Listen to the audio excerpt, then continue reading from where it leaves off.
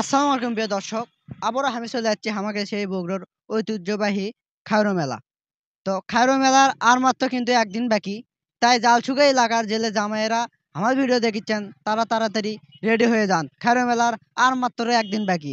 আর এইবার এই মেলা আকর্ষণ করার জন্যে যুবকের জন্যে মানে যুবক ছেলেপেলের জন্যে একটা আকর্ষণীয় জিনিস আছে, সেটা হচ্ছে যাত্রা।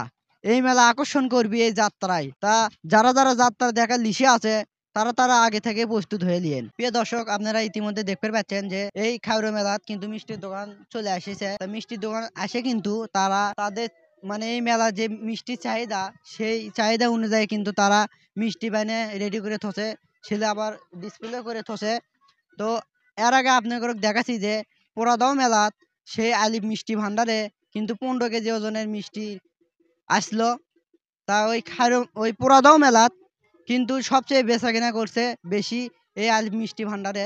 এবারও কিন্তু খাওয়ারও যাচ্ছে ওই আলিফ মিষ্টি ভান্ডার দোকান। তো এটি আসে আপনারা বড় বড় মিষ্টি কিনবে পাবেন।